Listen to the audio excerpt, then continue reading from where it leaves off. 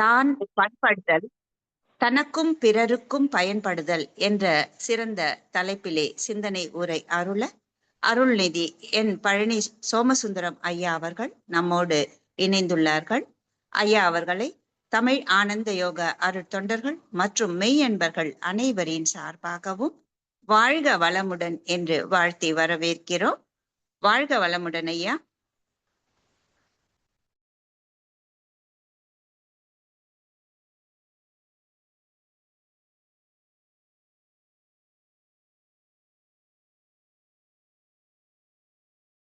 ஐயா கோஹோஸ்ட் கொடுங்க.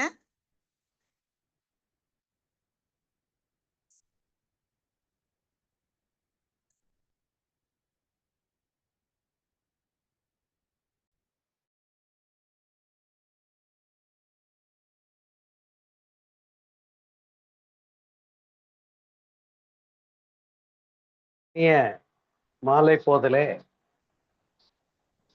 தமிழ் ஆனந்த யோகம் மூலமாக உங்களை எல்லாம் சந்திப்பதிலே பெருமகிழ்ச்சி அடைகிறேன்.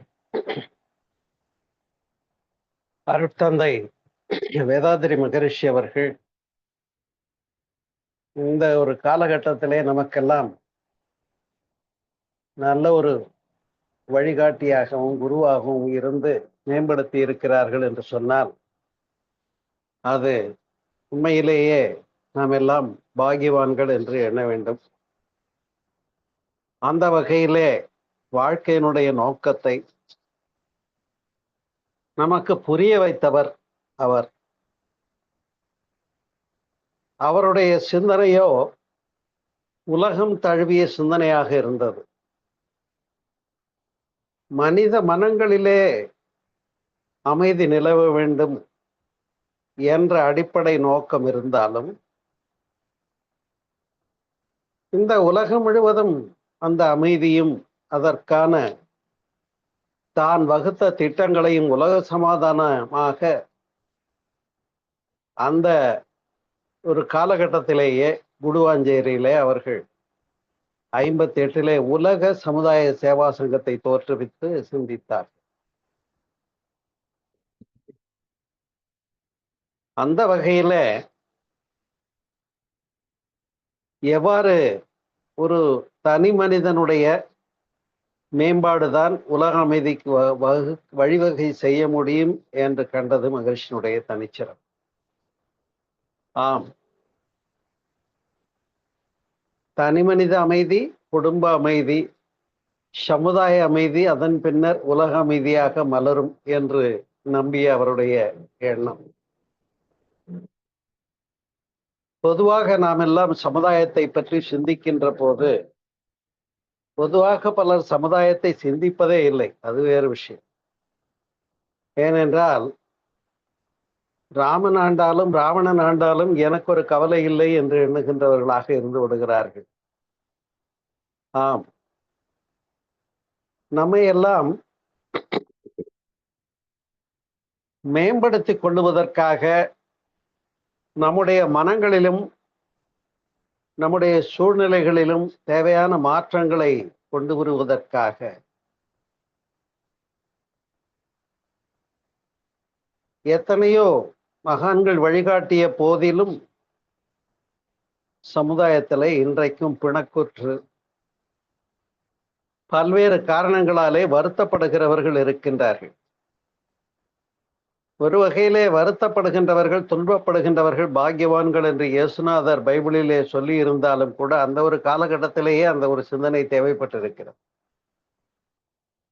கஷ்டப்படுறவங்களுக்குத்தான் கடவுளை பற்றிய நாட்டம் வரும். அது உண்மைதானே. எல்லா வளங்களும் இயல்பாக வாழ்க்கையில இருந்து விட்டால் யாரும் அந்த துன்பம் நீங்குவதற்காக கடவுளை தேடுவதில்லை. மகாபாரதத்திலே குந்தி தேவியும் கூட கிருஷ்ணன் உனக்கு என்ன வர வேண்டும் என்று கேட்டபோது அழகாக சொல்லுகிறார்,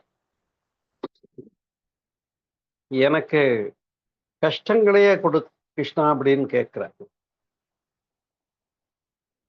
என்ன இப்படி ஒரு வரம் கேட்குறீங்க அப்படின்னு கேட்டபோது, கஷ்டங்களை நீ எனக்கு கொடுத்துக்கிட்டே இருந்தாதான் நான் உன்னை நினைச்சுக்கிட்டே இருப்பேன் அதனால எனக்கு கஷ்டங்களை கொடு என்று கேட்டது போல, உண்மையிலே கஷ்டப்படுகிறவர்கள் பாக்கியவான்கள் தானோ என்று எண்ணத் தோன்றுகிறது.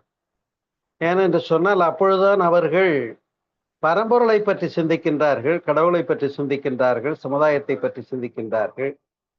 இதற்கெல்லாம் எந்த ஒரு மகான்கள் நமக்கெல்லாம் வழிகாட்டுவார்கள் என்று தேடுகின்றார். எல்லா வளங்களும் இருந்து விட்டது என்று சொன்னால் அவர்களுக்கு ஒரு தேடுதல் ஏற்படுவதில்லை என்பது உண்மைதானே. ஆன்மீகத்துக்கு வாங்க யோகா பண்ணுங்கன்னா, யோகா பண்ணா என்ன கிடைக்கும்னு கேட்கிறார். அங்கே அவர்கள் எண்ணுகின்ற புற தேடல் வேறாக இருக்கிறது. எத்துணை வாழ்க்கை வசதிகள் இருந்தாலும், 1000 இருந்தும் வசதிகள் இருந்தும் நோ பீஸ் ஆஃப் மைண்டுங்கிற நிலைமை, அது வாழ்ந்து பார்த்தாதான் தெரியும். வசதிகள் அதிகமாகிற போது அதனால நிறைவு பெற்றுவிட முடியும் என்று எண்ணுவது நம்முடைய அறியாமைதான். ஏனென்று சொன்னால் ஒரு வகையில அதுவும் துன்பம் தானே என்பதை புரிந்து கொள்ளவே சற்று காலம் எடுக்கிறது. இன்னும் சொல்ல போனால், பல மனிதர்களுடைய உள்ளங்களிலே தன்னை ஒரு மிக மேம்பாடற்றவனாக எண்ணிக்கொண்டு ஏதேனும் ஒரு வகையிலே மற்றவர்களை தாழ்மைப்படுத்தி எண்ணுகின்ற மனோபாவம், அந்த சுப்பீரியாரிட்டி அண்ட் இன்ஃபீரியாரிட்டி காம்ப்ளெக்ஸ்னு சொல்லுவாங்க, உயர்வு தாழ்வு மனம் என்று சொல்லக்கூடியது அமைந்து விடுகின்ற போது, அது ஏன் வருகிறது என்ற அடிப்படையாக பார்த்தோமே என்று சொன்னால், நான் உயர்ந்தவன், நான் செல்வந்தன், நான் ஆற்றல் மிகுந்தவன், நான் பெரிய பதவியில இருக்கிறேன் என்று அந்த நான் என்கின்ற ஒரு ஈகோவை முன்னிறுத்தித்தான் அடுத்த விஷயங்கள்லாம் வர்றது நாம் அனைவரும் புரிந்து கொள்ள வேண்டிய ஒன்றாக இருக்கிறது. யதார்த்தமா குடும்ப அமைதி என்று சிந்தித்தாலும் கூட அங்கே பொறுமை விட்டு கொடுத்தல் தியாகம் என்றுதானே மகரிஷி அவர்கள் சொல்லிக் கொடுக்கின்றார்கள். அப்ப விட்டு கொடுக்கறதுக்கு மனசு வரணும். இப்ப பிறருக்காக வாழுகின்றவர்கள் பாக்கியவான்கள், அதுதான் உண்மை. அந்த கணவன் மனைவிக்கு இடையில கூட ஈகோ வந்து நின்றுடுச்சுன்னு வைங்க, அப்ப நான் பெரியவனா நீ இங்க பெரியவங்களா அப்படின்னு அங்க கேள்வி வந்துடும். அப்ப குடும்ப அமைதி அங்கே காணாமல் போய்விடும் என்பதை அறிவோம். எனவே இந்த ஈகோ எங்கிருந்து வருகிறது, துன்பங்களுக்கெல்லாம் எப்படி அதுவே காரணமாக இருக்கிறது என்பதை நாம் புரிந்து கொள்வதற்கே ஒரு மிகப்பெரிய காலம் தேவைப்படுகிறது. ஏன்னா கஷ்டங்கள் வருகை தருகிறது. அந்த கஷ்டங்களை எதிர்கொள்ளுகிற போது இந்த கஷ்டமும் அதனால காரணமும் என்ன என்று நமக்கும் பிறருக்கும் உள்ள இடையீடு, இடைவெளி, அங்கே எது குறைவாக இருக்கிறது என்று பார்த்தால் அன்பு குறைவாக இருக்கிறது, ஆன்மநேயம் குறைவாக இருக்கிறது. அதுவும் ஏன் அப்படின்னு நம்ம சிந்திப்போமே என்று சொன்னால், நான் நல்லா இருக்கணும், என்னுடைய வாழ்க்கை நல்லா இருக்கணும், என்னுடைய குடும்பம் நல்லா இருக்கணும், என்னுடைய பொருளாதாரம் நல்லா இருக்கணும்னு நினைக்கிற இடத்துலையும் இந்த நான் என்பதுதானே முந்துருகிறது. எனவேதான் இதனை ஆணவ மலம் என்று சொல்லுகிறோம். நான் எனது என்கின்ற இரண்டாவதும் தோன்றிடும். ஏன் பொருளாதாரம், ஏன் குடும்பம், ஏன் உறவுகள், என்னுடைய பிள்ளைகள், என்னுடைய பேர பிள்ளைகள். இப்ப இப்படி குறுகிய வட்டத்திலேயே சிந்திக்க தொடங்கிவிட்ட மனிதன் இன்றைக்கு என்னப்பா உலகம் தழுவிய சிந்தனையை வேதாதிரி கொடுத்திருக்காரு, அல்லது இந்த சமுதாயத்தை மதித்து புரிந்து அறிஞர்களாக இருந்து வழிநடத்தக்கூடிய தலைவர்கள் தேவைப்படுகிறது என்று ஒரு இடத்துல கேட்டா, ஒரு பயலும் உருப்பட்ட பயலா இல்ல, அதனால நான் ஓட்டே போடலைன்னு உட்கார்ந்து இருக்கவங்களையும் பார்க்கிறோம். எனவே வாக்களித்தல் என்ற தன்னுடைய கடமையை செய்வதிலும் கூட அவர்கள் தவறிவிடுகின்றவர்களாக இருக்கின்ற ஒரு நிலையை பார்க்கிறோம் என்று சொன்னால், இந்த சமுதாயத்திற்கான உரிய மாற்றம் எங்கிருந்து வரும், எப்பொழுது வரும் என்ற ஒரு கேள்விக்கு விடையை முன்வைக்கிறார்கள் மகரிஷி அவர்கள். மகரிஷி அவர்கள் கொடுத்த முதல் கொடை என்னன்னு நமக்கெல்லாம் ஞாபகம் இருக்கும். எந்த கட்டணமும் இல்லை, வாங்க உடற்பயிற்சி பண்ணுங்க. இந்த உடற்பயிற்சிகளை அவர்கள் தானும் செய்து பார்த்து நல்லா கவனிக்கணும். கை பயிற்சி, கால் பயிற்சி, கண் பயிற்சி, மூச்சு பயிற்சி இல்லையா, முதுகுத்தண்டு பயிற்சி, மசாஜ், அக்கு பிரஷர், சவாசனம் என்று 7 கட்ட உடற்பயிற்சிகளை கொடுத்து தான் செய்து பார்த்து பிறருக்கு கொடுத்திருப்பது தனிச்சிறப்பு. அவர்களும் இறுதி நாட்கள் வரையிலும் முறையாக உடற்பயிற்சி செய்தார்கள் என்பது சிறப்பு. அதே உடற்பயிற்சிகளை இன்றைக்கு ஒரு 7-8 வயதிலிருந்து 80 வயது கடந்தாலும் கூட ஆண் பெண் இரு பாலாரும் செய்யக்கூடிய வகைக்கு வகுத்து அளித்தது. அதற்கு எந்த கட்டணமும் இல்லைங்கிறது உங்களுக்கு தெரியும். அதே போல உடல் நலம் என்று வருகிற போது அங்கே மனமும் சார்ந்த ஒரு விஷயமாக இருக்கிறது. ஒருவர் மனம் துயருற்று இருக்கிறார் என்று சொன்னால், அந்த துன்பப்படுகின்றவருடைய துன்பத்தின் அடிப்படையை புரிந்தால்தான் அதற்குரிய விடை காண முடியும். அது காஸ் அண்ட் எஃபெக்ட் சிஸ்டம் தானே, செயல் விளைவு கோட்பாடு என்று சொல்லக்கூடிய. எனவே செயல்களை நிகழ்த்துவதற்குரிய ஒரு முழுமை தன்மையை இறைநிலை மனிதனுக்கு அளித்திருக்கிறது. சிந்திக்கிறோம், பேசுகிறோம், செயல்படுகிறோம். இந்த எண்ணம், சொல், செயல் மூன்றினாலும் நாம் வெளிப்பாடுகளை நிகழ்த்திக் கொண்டிருக்கிறோமே. தனிய விலங்கினங்கள் என்று எடுத்துக்கொண்டால் மெய்வாய், கண்மூக்கு, செவி என்று சொல்லக்கூடிய 5 புலன்களாலே மாத்திரம் உலகத்தை தொடர்பு கொண்டு அனுபவிக்கின்ற பாங்கினை மட்டும்தான் பெற்றிருக்கிறது. ஆனால் மனிதன் மட்டுமே 6வது அறிவு என்று சொல்லக்கூடிய பகுத்தறிவு பெற்றுவிட்ட காரணத்தினாலே நிகழ்கின்ற விஷயங்களை எண்ணி பார்த்து இதனுடைய மூலம் நாடி அந்த அடிப்படையை கண்டு சரி செய்து கொள்ளக்கூடிய பகுத்தறிவு என்ற ஒரு பெரும் பண்பு. அறிவு வர்றதுக்கு முந்தைய மனம் பண்பாடு தேவைப்படுகிறது. ஆனால் மனம் பண்பாடற்ற நிலையில இருக்கின்றவர்களுக்கு காரணம் என்னன்னு பார்த்தோம்னு சொன்னா ஈகோ தான், வேற ஒண்ணும் இல்லை. தன்முனைப்பு என்று அதனை சொல்லுவார்கள். அந்த முனைப்பு என்று சொல்லக்கூடியது, நான், எனது என்று தொடங்குவது, அப்ப என்னுடைய வாழ்க்கை வளங்கள், என்னுடைய சௌரியம், என்னுடைய விருப்பம், நான் என்ன நினைச்சேன்னா அப்படிங்கிற அளவிலேயே தான் எல்லாரும் எண்ணுகிற போது, எல்லாருமே இப்படி எண்ணினால் எப்படி இருக்கும் என்று மகரிஷி அவர்கள் கேட்கிறார்கள். எப்படி ஒரு வகுப்பறையிலே தலைமை ஆசிரியர் அழைத்திருக்கிறார், சென்று வருகிறேன், ஸ்டூடெண்ட்ஸ் எல்லாம் அமைதியா இருங்கன்னு சொல்லிட்டு போறாங்க ஆசிரியர். எல்லாம் அமைதியா இருங்கப்பான்னு எல்லா மாணவர்களும் சொல்லிக்கிட்டு இருந்தா எப்படி இருக்கு? அது வகுப்பறையாகவே இருக்காது. ஆனால் ஒவ்வொருவரும் தான் அந்த அமைதியை கடைபிடித்தாலேயே அந்த வகுப்பறை அமைதியுடையதாக இருக்க முடியும் என்பதை நாம் அறிகிறோம். அதுபோலத்தான் அது பைபிள்ல ஒரு அழகான வசனம் ஒன்று வரும்.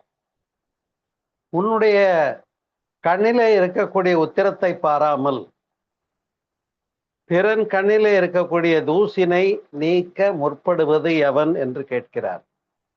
ஒரு அழகான சிந்தனை. இது எனக்கு பள்ளி பருவத்திலேயே மனதில் பதிந்த ஒரு வாசகம். ஏன்னா என்னுடைய தந்தையார் அந்த வாசகத்தை பெரிதாக ஒரு குறிப்பிட்ட இடத்துல எழுதி வைத்திருந்தார்கள். அதை நான் பார்த்து புரிந்து கொள்ள விரும்பி மகிழ்ந்த ஒரு வசனம் அது. ஏன் இதனை இங்கே நான் குறிப்பிடுகிறேன் என்று சொன்னால், நான் பிறரை திருத்த முற்படுகிறேன் என்று சொன்னால் அது முதல் குற்றம். அதுதான்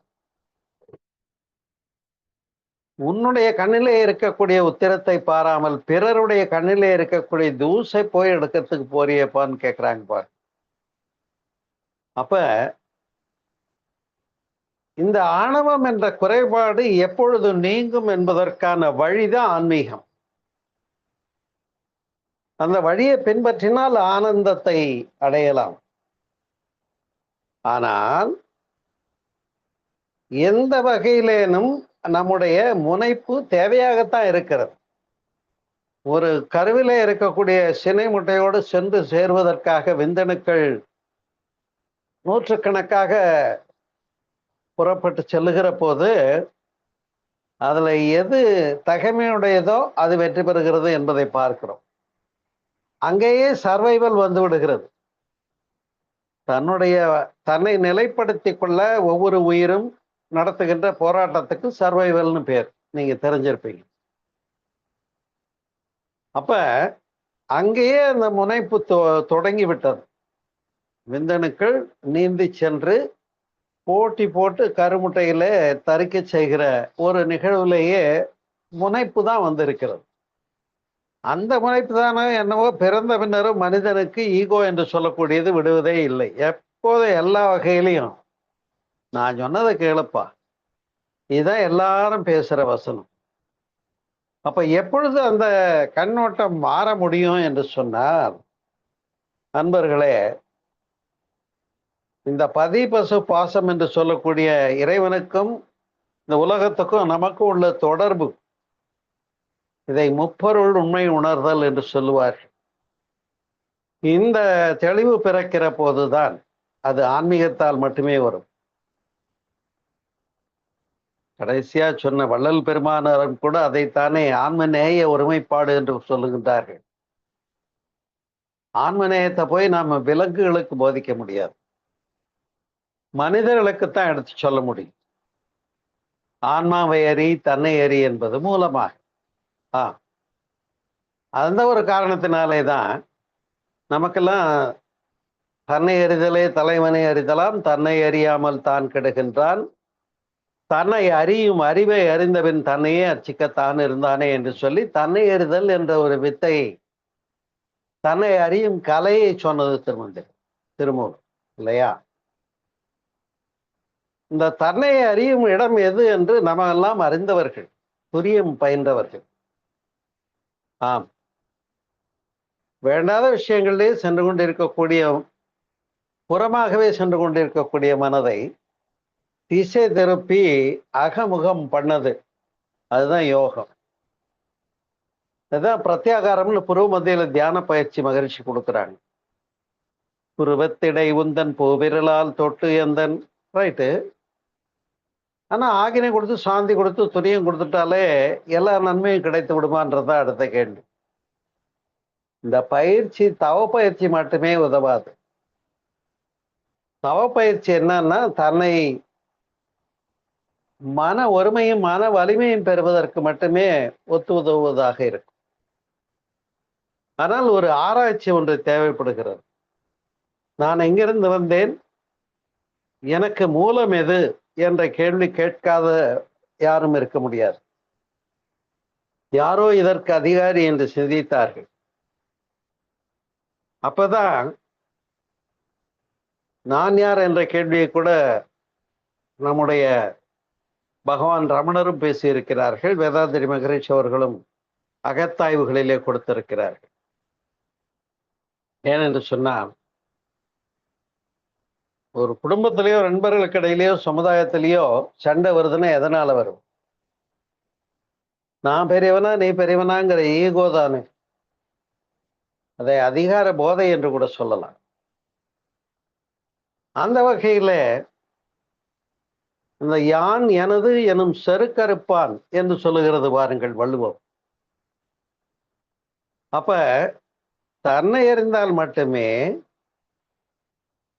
தன்னை அறிகிற போது ஆன்மாவாக என்றைக்கும் உள்ள பொருளாக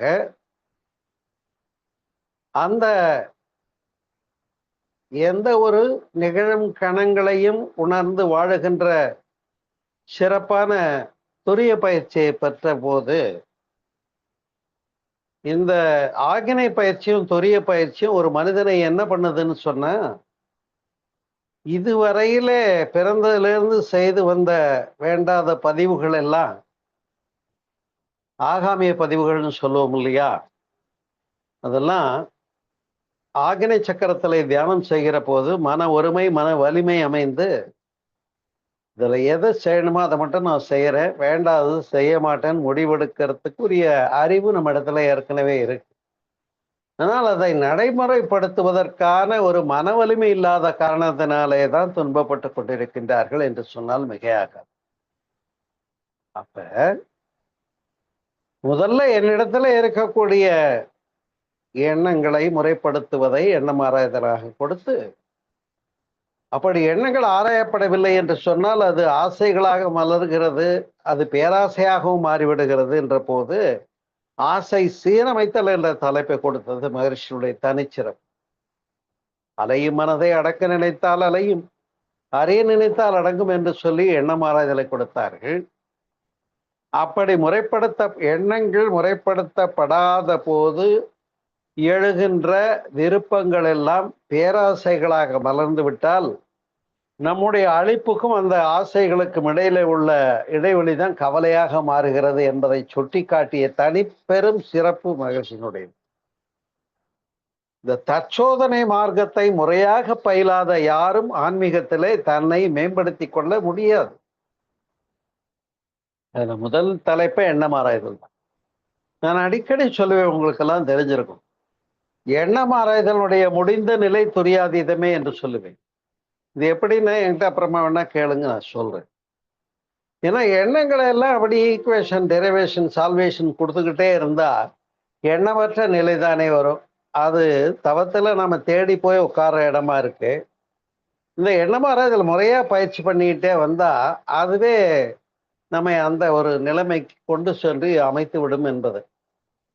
ஆனால் தடையாக இருக்கக்கூடிய அந்த நான் எனது என்று வந்த பின்னே என்னுடைய ஆசை, என்னுடைய விருப்பம், என்னுடைய எண்ணம் வந்ததை அதை ஆசை சீரமைத்தல் தந்தார்கள். ஆசைகளை சீரமைக்காத போது என்ன வருகிறது என்று சொன்னால் அந்த இடைவெளியே டிப்ரெஷன், கவலை என்று வருகிறது இல்லையா? ஆமா, நான் என்னென்னமோ நினைச்சேன், வாழ்க்கையில இப்படியெல்லாம் வாழ்வேன்னு நினைச்சேன். ஆனா எல்லாரும் நல்லா இருக்காங்க, நான் தான் கஷ்டப்பட்டுக்கிட்டு இருக்கேன்னு நினைக்கிறவங்க எத்தனையோ பேர் இருக்காங்க. சொல்லுவாங்க வசனம் கூட, என் வாழ்க்கையில வந்த கஷ்டம் யாருக்குமே வந்தது இல்லைங்க, அவ்வளவு கஷ்டம் நான் பட்டிருக்கேன்னு சொல்லுவாங்க. ஆனா இந்த வசனத்தை எல்லாருமே சொல்லுவாங்க, நீங்க வேடிக்கையா பார்த்துருக்கலாம். அது உண்மைதான். அப்ப நான் அனுபவிக்கிற வரையிலே அந்த துன்பங்கள் என்னுடையது, நான் தான் மிகையாக அனுபவித்திருக்கிறேன் என்று போக்கஸ் பண்ணிக்கிறது தான் நம்முடைய வேலையாக இருக்கிறது. அதுவும் ஒரு வகையில அறியாமை தான். சற்றே திரும்பி பார்க்கிறது இல்லை. வலியார் முன் தன்னை நினைக்க தான் தன்னின் வெளியார் மேற்செல்லும் இடத்து என்று வள்ளுவம் சொல்லுகிறது இல்லையா? அப்ப நம்மை விட பொருளாதாரத்திலேயோ மற்ற வகையிலேயோ உயர்ந்தவர்களை பார்த்து கவலைப்படுகின்ற நாம், நம்மை விட பொருளாதார விஷயங்களையும் மற்றதுலயோ தாழ்ந்தவர்களாக கீழே இருந்து துன்பப்படுகிறவர்களை பார்த்து இவரை விட இறைநிலை என்ன நல்லா தானே வச்சிருக்கு நம்ம என்னைக்காவது நினைச்சிருப்போமா? கிடையாது, அப்படி நினைக்கிறதே இல்லை. அப்ப நமக்கு நம்மை மட்டுமே கருதுகிற கண்ணோட்டம் இருக்கிறது தான் அந்த ஆணவம் என்பது, ஈகோ என்பது. இப்படியெல்லாம் கவலையாக, சினமாக, வஞ்சமாக இல்லையா, பால் கவர்ச்சியாக, பிற பொருளை அபகரிக்கின்ற உள்ளமாக, அதாவது அது அபரிகிரகம் என்று சொல்வார்கள், பிற பொருளை பறித்து கொள்ளுகிறது. விலங்குகள் வேண்டுமானால் அந்த செயலை செய்யலாம். ஆனால் எனக்கு எப்படி ஒரு பொருள் முக்கியமானதாக இருக்கிறதோ, எனக்கு எப்படி ஒரு உணவு தேவையாக இருக்கிறதோ, அதுபோன்ற என்னுடைய தேவைகள் எனக்கு எப்படி அவசியமோ அதுபோலத்தானே அந்த ஒரு உயிருக்கும் என்று எண்ணுகின்ற கண்ணோட்டத்தை கொடுப்பதற்காகத்தான் ஆசை சீரமைத்தல், சினம் தவிர்த்தல், கவலை ஒழித்தலை கொடுத்து கடைசியா நான் யார் என்ற விசாரணையை கொடுத்தார்கள் மகர்ஷி. இப்ப இதெல்லாம் தற்சோதனை தலைப்புன்னு, அது கொஞ்சம் ஆன்மீக தலைப்பும் கூட, நான் யார் என்பது. ஏனென்றால் அங்கேதான் நாம் காணுகின்றோம், என்னுடைய மூலம் என்ன என்று திரும்பி பார்த்த போது பிறவி தொடர் தெரிகிறது. அதிலே முந்தையவர்கள் தெரிகின்றார்கள். அப்படியே மனிதனுடைய தோற்றத்தை திரும்பி பார்க்கிற போது முதல் தோற்றமாகிய மனிதன் தோன்றியது குரங்கிலிருந்து என்று அறிந்திருக்கிறோம் இல்லையா? அப்ப குரங்கிலிருந்து பிறந்தவன் மனிதன் என்ற டார்வின் கோட்பாடு அங்கே நிரூபிக்கப்பட்டு ஏற்கனவே நமக்கு முன்னால இருக்கு. அப்ப நம்ம குரங்கிலிருந்து தான் வந்தோம்ன்றதை மாற்றிக்கொள்ள முடியாது. அதுதான் உண்மையான உண்மையான. அப்ப ஐயறிவு, நாலறிவு, மூவறிவு, ஈரறிவு, ஓரறிவு என்ற தாவரங்கள் வரையிலே நாம் திரும்பி சிந்திக்கின்றோம். அப்ப இந்த தாவரங்களுக்கு முன்னதாக பஞ்சபூதங்கள் தானே இருந்தது. பஞ்சபூதங்களுடைய அம்சம்தான் அமீபாவில் வந்திருக்கு. அந்த ஒரு செல் உயிரி அமீபாவில் உள்ள கட்டமைப்பு, கெட்டி பொருள், நீர்மை பொருள், வெப்பம், காற்று, உயிரோட்டம், விண்ணினுடைய அம்சம். இந்த 5 சேர்ந்த கலவை முதல் உயிரி அமீபாவிலே தோன்றியது. தாவரங்களுக்கும் வந்து விலங்குகளுக்கும் வந்து மனிதனாகிய நமக்கும் வந்திருக்கிறது. இப்ப நம்ம உடம்புல என்ன இருக்கு? செல்ஸ்ன்னு சொல்லக்கூடிய அடிப்படை கட்டமைப்பு, உயிரணுக்கள்னு சொல்லுவோம். கெட்டி பொருள், நீர்மைத்தன்மை, சைட்டோபிளாசம், புரோட்டோபிளாசம் இல்லையா, வெப்பம், காற்றோட்டம், அதை உள்ள வாங்கிக்குது, ஆக்சிஜனை வாங்கிக்குது, கார்பன் டை ஆக்சைடு வெளிவிடுது. இப்படி பஞ்சபூதங்களுடைய தொகுப்பாக நாம் இருக்கிறோம். நம்முடைய மூலத்தை திரும்பி பார்த்த போது முதல் உயிரியும் அதுவாகத்தான் இருக்கிறது. எனவேதான் பஞ்ச பூதங்களை தத்துவமாக கொண்ட 5 கரத்தனை என்று கணபதியை கொடுத்தார்கள். காணபத்தியம் என்பது வந்தது. எல்லாத்துக்கும் முதல் அடிப்படைன்னா பஞ்சபூதங்கள். ஆனால் இந்த பஞ்சபூதங்களும் தோற்றம் எப்படி வந்தது என்று சிந்தித்தார் மகரிஷி அவர்கள். இறைவெளியே தண்ணீருக்கு சூழ்ந்தழுத்தும் ஆற்றல், இதன் திணிவு மடிப்பு சுழலும் நுண்விண்ணாம். அப்ப நுண்விண் என்ற பரமாணுவை பற்றி பேசினார்கள் காந்த தத்துவத்திலே. எவ்வளவுதான் அகத்தாய்வுகளிலே முதல் நிலை தலைப்புகளையே திரும்பி பார்த்து கொண்டிருக்க முடியும்? அது நம்ம பொறுப்பு. நாம தான் பார்க்கணும், நாம தான் சரி பண்ணிக்கணும். இதை போய் கவலை ஒழித்தல் நீங்க பண்ணுங்கன்னு அடுத்தவங்களுக்கு சொல்ல முடியாது. ஆசை சீரமைத்தல் நீங்க பண்ணுங்கன்னு நாம அடுத்தவங்களுக்கு போய் சொல்ல முடியாது. இது போல தற்சோதனை தலைப்புகள். இதை ஒழுங்கா பண்ணிட்டவங்களுக்கு தன்னியதல் என்ற ஆன்ம வித்தை கிடைக்கிறது. அதுதான் நான் யார் என்ற தலைப்பின் மூலமாக முடிக்கிற போது நமக்கு துரியமும் கொடுத்துட்டாங்க. அது தான் தானாகி நிற்கின்ற அனுபவம் பெறுகிறது. இப்ப முதல்ல ஆகினை பெற்றதுனால பெற்ற மன வலிமையினால என்ன செய்தோம்னு சொன்னேன்? ஆகாமிய கர்மா என்று சொல்லக்கூடிய பிறந்ததிலிருந்து இதுவரையிலே சில பல செயல்களை செய்து பழக்கப்பதிவாகி போச்சு. உதாரணம், காஃபி டீ குடிச்சா கெடுதல்னு சொல்றாங்க வச்சுக்கோ. அப்ப காஃபி டீ குடிக்க கூடாதுன்னு நினைச்சா அந்த முடிவை கையில் எடுத்து அதை முடிவெடுக்கிறதுக்கு யாருக்கு பொறுப்பு இருக்கு? நாம தான் செய்யணும். யாரை நம்ம மேல அதை இம்ப்ளிமெண்டேஷன் பண்ண முடியாது. யார் சொன்னாலும் நம்ம கேட்க போறது. இப்ப நானா பார்த்து இது வேண்டாம் இது வேணும்னு முடிவெடுக்கிற கெப்பாசிட்டி என்கிட்ட தான் இருக்கிறதுனால அதற்குரிய வில் பவர் இல்லாதவர்கள் தத்தளித்து கொண்டிருக்கின்றார்கள் உலகியல் வாழ்க்கையில நாம பார்க்கிறோம். ஏன்னா எப்படி வள்ளுவம் சொல்கிறது, தற்காத்து தற்கொண்டார் பேணி தகைச்சார்ந்த சொற்காத்து சோர்விலாள் பெண் என்று.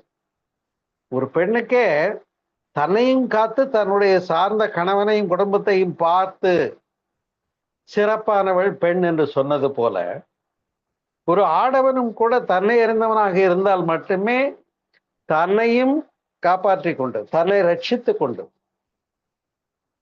தன்னுடைய தெளிந்த மனத்தின் மூலமாக புற விஷயங்களிலே அவன் ஈடுபடுகிற போது, அது ஒரு தொழிலாக இருக்கட்டும், அலுவலகமாக இருக்கட்டும், அல்லது எந்த ஒரு சமுதாய ஈடுபாடுகளாக இருக்கட்டும், வெளிப்பாடுகளாக இருக்கட்டும், அல்லது குடும்பத்தை நடத்துவது முதற்கொண்டு தன்னை அறியும் கலையை, துரியத்தை, தான் தானாகி நிற்றலை முறைப்படுத்தாத போது மனிதர்களுடைய அந்த வழி வழியாக வந்த கதையை பார்த்தோம் இல்லையா? சண்டை வந்தா விழுந்து சண்டை போடுறவனோட கையை பிடிச்சி கடிச்சு வச்சிடுறான். ஏன்டா கடிக்கிறான் சண்டையில அப்படின்னா, அது விலங்கின பதிவு இவன்கிட்ட வந்திருக்கு. நம்மையே அறியாம அது வெளிப்படுது. ஒரு நேரங்கள்ல அது வெளிப்பட்டுத்தான் தீரும். அப்ப விலங்கின பதிவு கடந்து மனித இனம் பதிவும் வந்து மனித மனங்கள்ல இதுக்கு முன்னால நம்முடைய அப்பா அம்மா, அவங்க தாத்தா பாட்டி, அவங்க முந்தையோர்கள், பாட்டன் பூட்டை எல்லாருடைய குணங்களும் தான் வந்திருக்கு. அதனால்தான் பெரியவங்க சொன்னாங்க, குலத்தளவே ஆகுமாம் குணம் என்று சொன்னார்கள். அதை ஜெனடிக்கல் சயின்ஸ் மூலமா நாம தெரிஞ்சுக்கிறோம். ஜீன்ஸ்ன்னு சொல்லி இன்றைக்கு விஞ்ஞானம் அறிந்திருக்கக்கூடிய ஒன்றை கருவியல் என்று சொல்லுகிறோம். அதை கருமையம் என்று மிக அழகாக விளக்கி, அந்த கருமையத்தில் இருக்கக்கூடிய பதிவு நீங்க தவம் செய்தே ஆகணும்னு உடனே எனக்கு மனசு நிக்கல, என்ன சார் செய்யறதுன்னு கேட்கிறாங்க. ரொம்ப வேடிக்கையா இருக்கு. மனசு நிக்கிறதுக்கு எண்ணம் ஆராய்தல் ஒழுங்கா பண்ணாலே தவிர மனசு நிக்காது. நான் இன்னைக்கு சொல்றேன், எழுதி வச்சுக்கோ. எண்ணம் ஆராய்தல்ன்றது என்னன்னு கேட்டா, அந்த எண்ணங்கள் எழும்போதே அதுக்கு ஈக்குவேஷன் கொடுக்கறது தான் டெரிவேஷன், சால்வேஷன் கொடுக்கறது தான் இல்லையா? அதாவது தேவையை ஒட்டிய எண்ணங்கள், பழக்கத்தை ஒட்டிய எண்ணங்கள், கருவமைப்பு, பிரமண தூண்டல், தெய்வீகம் என்று 6 அடிப்படையில் எழக்கூடிய காரண எண்ணங்கள் என்று சொன்ன பின்னாலே, இந்த 6 அடிப்படையில் அதுக்கு பிரித்து அதுக்கு டிஸ்போசல் கொடுத்துட்டோம்னா எண்ணமற்ற நிலை வருங்கிறது அங்கதான் பெற முடியும். வெறும் தவம் மட்டும் பண்ணிக்கிட்டே இருக்கேன், மனசு நின்றுடுச்சான்னு கேட்டா நிற்காது. அங்க இந்த ஆய்வும் தேவைப்படுகிறது. அதே போல அகத்தாய்வுகளிலே மகரிஷி அவர்கள் கொடுக்கக்கூடிய மற்ற சிந்தனைகள் எல்லாம் ஒரு வானியலும் ஜோதிடமுமாக இருக்கட்டும், அல்லது பாலுணர்வு ஆன்மீகமாக இருக்கட்டும், பாவப்பதிகளும் போக்கும் வழிகளாக இருக்கட்டும், இல்லையா, பிறப்புக்கு முன்னும் இறப்புக்கு பின்னும் உயிரின் நிலையாக இருக்கட்டும், இப்படி எத்தனையோ கோணங்களிலே நாம் சிந்தனை மலர்த்தி கொள்ளுகிற போது இயற்கை தத்துவ அறிவு வரையில கொடுத்திருக்கின்றார். இன்னும் சொல்ல போனால் இயற்கை என்பதே எது என்று கேட்டால் அதுதான் இறைவன் வகுத்த நியதி. இயற்கை லா ஆஃப் நேச்சர் வேற இல்லை, கடவுளினுடைய வெளிப்பாடு வேற இல்லை. இறைநிலை எப்படி இருக்குன்னா, அதுல ஒரு இயல்பான அந்த இயக்க ஒழுங்கு, இயற்கையின் இயக்க ஒழுங்கு என்ற மகரிஷி அவர்கள் தலைப்பு கொடுத்திருந்தார் இல்லையா? அப்படி அந்த ரிதம் ஆஃப் நேச்சர் அதை புரிஞ்சுக்கிற பண்பு எப்போ வரும்னா, முதல்ல இந்த ஆகாமிய பதிவு நீங்கணும், சஞ்சித பதிவு நீங்கணும். இதை பழவினை புகுவினை என்று சொல்லுகின்றார்கள். இருள் சேர் இருவினையும் சேரா இறைவன் பொருள் சேர் புகழ் புரிந்தார் மாட்டு என்று வள்ளுவமும் சொல்லுகிறது இல்லையா? அப்ப இந்த இருவினை பதிவுகள் நீங்காம நாம துரியாதீதம் பெற முடியாது, துரியாதீதம் அடைய முடியாது, துரியாதீதம் நிற்க முடியாது. ஆமா. அப்ப அந்த பதிவு நீக்க எந்த அளவுக்கு வெற்றி பெறுகிறோம் என்பது யார் கையில் இருக்கு? இதுக்கு ஒரு செக்யூரிட்டி போட்டு செக் போஸ்ட் வச்சு பார்க்க முடியாது. நம்மளை நாம தான் சரி பார்த்துக்கணும். அதனால்தான் தவமும் தற்சோதனையும் கொடுத்தாங்க மகரிஷி. சிறப்பு இல்லையா? தவம் தற்சோதனை கடந்த என்ன 3வதா கொடுத்தாங்க சொல்லுங்க பார்ப்போம். தவம் தற்சோதனை. 3வதா என்ன கொடுத்தாங்க? குணநல பேரு. ஏன்னா மனவளக்கலையில 4 பகுதிகளாக பிரிச்சாங்க. அதுல தவம் முதல் பகுதி, தற்சோதனை 2வது பகுதி, குணநல பேரு 3வது பகுதி. அதாவது குணநல பேருங்கிறத அருகுண சீரமைப்பு என்பதை நாம் அறிவோம். இப்ப நம்முடைய உள்ளத்திலே தோன்றக்கூடிய பேராசை, சீனம், கடும்பற்று, முறையற்ற பால்கவர்ச்சி, உயிர்தாழ் மனப்பான்மை, வஞ்சம் என்றெல்லாம் சொல்லக்கூடிய அந்த அல்லனவான உணர்வுகளை எவ்வாறு நேர் எதிரடையான நல்ல குணங்களாக மாற்றிக்கொள்வது என்பது நமக்கு அறிவுபூர்வமாக குரு உணர்த்தி காட்டிட்டாங்க. இப்ப மாத்திக்க வேண்டிய வேலை நம்ம கையில தான் இருக்கு. அப்ப 3வது படியில குணநல பேரு பெற்று விட்டால் முழுமை பேரு அங்கே நிலை பெறுகிறது. 4வது படியாகிய முழுமை பேரு அங்கே நிலை பெறுகிறது. இப்ப இது மாதிரி தவம் யார்தான் செய்யணும்னா, நமக்கு வேணும்னா நாம தான் செய்யணும். இப்ப நாம இஷ்யூஸ் கொடுத்துட்டோம். குழந்தைங்க அவங்க நல்லா இருக்கணுமேனா அவங்களுடைய சிந்தனை மேம்படுவதற்கு அவங்க தான் தவம் பண்ணி அவங்க தான் தற்சோதனை பண்ணணும்.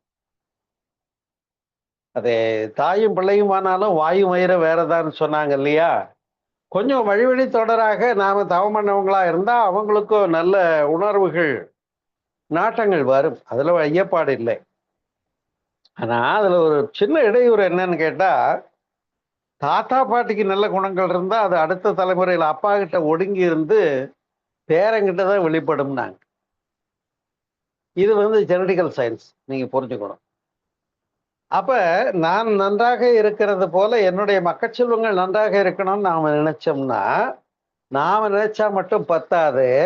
நம்முடைய பேரன் பேத்திக்கு தான் அந்த புண்ணியங்களும் அந்த நல்ல வினை பதிவுகளும் அங்கே போய் செயலாக்கம் காண்பது மரபு. இது ஜெனடிக்கல் சயின்ஸ், கருவியல். இதை புரிஞ்சுக்கிட்டோம்னு சொன்னா நமக்கு இப்ப எவ்வளவு பெரிய வேலைய இறைநிலை நமக்கு குரு வேதாதிரி மகரிஷி மூலமாக கொடுத்து, முதல்ல நீ பண்பட்ட பின்னால நீ உன்னுடைய வாழ்க்கையை தொடங்கு என்று வகைப்படுத்துகிறார். அதுதான் பிரம்மச்சரியம், அப்புறம் இல்லறம்னாங்க. அப்ப அந்த பிரம்மச்சரிய காலம் என்று சொல்லக்கூடிய 25 வயசுக்குள்ளேயே யோகம் பண்ணி, தவம் பண்ணி, தியானம் பண்ணி, மெடிடேஷன் பண்ணி, இருவினை பதிவு நீங்கி அருகுண சிறப்பு மேம்பாடு பெற்றால் மட்டுமே அவன் துரியாதீதத்திலே பிரம்மமாக நிற்கக்கூடிய நிலைக்கு வர முடியும். அப்போ ஒருவர் பிரம்மமாக நிற்பதற்கு அறிந்து அதை தெளிவை கொண்டு போனது தானே தவம், தற்சோதனை, குணநல பேரு, அப்புறம் முழுமை பேரு. அப்ப இதுல முனைப்பு நீங்கணும், கண்மமாய என்ற மற்ற மலங்களும் போகணும். அது மட்டும் இல்லாம இருள் சேர் இருவினையும் மாறணும். சஞ்சித பதிவு, ஆகாமிய பதிவு, பிராரத கர்மான்னு சொல்லி விளக்கிட்டார். அப்ப இந்த வினைப்பதிவுகள் நீங்குவதற்குரிய முயற்சி தவத்தை தவிர, தற்சோதனையை தவிர வேற இல்லைன்றது மகரிஷி தெளிவுபடுத்திய பின்னாலே நாம் என்னெல்லாம் செய்யறோம்னா, முறையாக இந்த விஷயங்களை பின்பற்றி நம்மை மேம்படுத்தி கொள்ளுகிறோம். பாருங்கள், இதுக்கு பேர் தான் தான் பண்படுதல் என்பது. இப்ப தலைப்பு, நம்முடைய இன்றைய சிந்தனை தலைப்பினுடைய முதல் பாதிய பார்த்திருக்கும். தான் பண்படுதல். அப்புறம் என்ன வருது? தனக்கும் பிறருக்கும் பயன்படுதல் என்பது. அன்பர்களே, வள்ளுவம் தான் இதை சரியா சொல்றாரு. கொஞ்சம் கோபமாவே சொல்றாரு. எனக்கு அந்த குறள் ரொம்ப பிடிக்கும். தோன்றில் பிறக்கிறதுன்னா, ஒரு பிறவி எடுக்கிறதா இருந்தா, தோன்றில் புகழோடு தோன்றுக. ஒரு நல்ல இவன் புகழ் பெற்றவன் என்று சாதிக்கக்கூடியவனாக இருக்க வேண்டும் தான் சொல்லுவாங்க. மாபெரும் சபையினில் நீ நடந்தால் உனக்கு மாலைகள் விழ வேண்டும், ஒரு மாற்று குறையாத மன்னவன் இவன் என்று போற்றி புகழ வேண்டும். அது எப்ப நடக்கும்னா, உன்னை அறிந்தால், நீ உன்னை அறிந்தால், அவ்வளவுதான். இப்ப தன்னை அறியும் கலையாகிய தவ பயிற்சியை புரியம், அறுதியில், யோகநித்திரை, தூங்காத தூக்கம், பிரம்மப்புழை, தாடலை, திருவடி, சகஸ்திரகாரம், இல்லையா, என்று இத்தனை பெயர்களால சொல்லக்கூடிய இடம் ஒண்ணு இருக்குன்னா அது என்னன்னு கேட்டா, ஒரு மனிதன் ஊருக்குள்ள ஒரு வர்த்தக சங்கத்துல தலைவரா இருக்காரு, லயன்ஸ் கிளப்ல தலைவரா இருக்காரு, இல்லையா, கோயிலுக்கு போனா அங்க தர்மகர்த்தாவா இருக்காரு, பெரிய பொருளாதார நிபுணராகவும் இருக்காரு, இத்தனை தொழிற்சாலைகளுடைய அதிபதியாகவும் இருக்காருன்னா என்னென்ன, ஒரே மனிதன் இத்தனை சிறப்பை பெற்றிருக்கிறார்னா அவ்வளவு சிறப்பு அவரிடத்துல இருக்குன்னு பொருள். அது போல துரியத்துக்கு இத்தனை வார்த்தைகளை பெயர் சொன்னாங்களே என்னன்னு கேட்டா, அதான் தான் தானாகி நிற்கின்ற தன்னுணர்வு, தன்வயமான நிலை தான் அமைதி நிலையை கொடுக்கிறது. அந்த அமைதி தான் தன்னிருப்பை விளங்க வைக்கிற போது, தான் தானாகி நின்ற போது அங்கே களங்கங்கள் நீங்கிய, பதிவு நீங்கிய ஒரு மனிதன் முழுமை பேற்றை பெற்று விடுகிறார். இப்ப முழுமை பேறு வரைக்கும் வந்தாச்சு. தான் பண்படுதல்ல முழுமை பேறு வரைக்கும் வந்தாச்சு. யார் முழுமை பேருக்கு வந்தவங்க சொல்லுங்க பாப்போம். ஆகினை, சாந்தி, துரியம், துரியாதீதம். துரியாதீதம் பயிற்சி பெற்று அகத்தாய்வுகள் எல்லாம் முடிச்சவங்க எல்லாருமே குணநல பேறு பெற்றவங்க, முழுமை பேறு பெற்றவங்க. இந்த குணநல பேறு முழுமை பேறு முடிச்சிட்டவங்க தான் தான் பண்படுதல் என்ற முதல் பாதியை முடிச்சோம். இப்ப தன்னை பண்படுத்திக் கொள்வதற்கு தான் தான் முயல வேண்டுமே தவிர இதுக்கு ஒரு செக்யூரிட்டி போட முடியாது, ஆள் வைக்க முடியாது. நான் ஒழுங்கா நடக்கிறேன்னா பாரு, நான் தப்பு பண்ணா என் தலையில கொட்டு வையின்னு நாம யார்கிட்டயோ சொல்லிட்டு இருக்க முடியுமா? இது நம்முடைய முழுமையான பொறுப்பு பணியாக இருக்கிறது. எனவே தவம், தற்சோதனை, குணநல பேறு, முழுமை பேறு பெற்ற போது முழுமை பேறு தானா வருது. இந்த 3 ஒழுங்கா பண்ணா அது. நான் தான் அற்றது பற்றனில் உற்றது வீடுனாங்க. வீடு பேருங்கிறது போய் அடையிறது இல்லையா? நீ பதிவுகள் எல்லாம் நீங்கிட்டேன்னா நீயே பிரம்மமா தான் இருக்க, நீ இறைநிலையா தான் இருக்க, நீ இருப்பாகத்தான் இருக்க. மனம் அசைவில்லாம நிக்க தெரிஞ்சுக்கிட்டேன்னு சொன்னா தான் தானாகி நிற்றல் தானே துரியம்.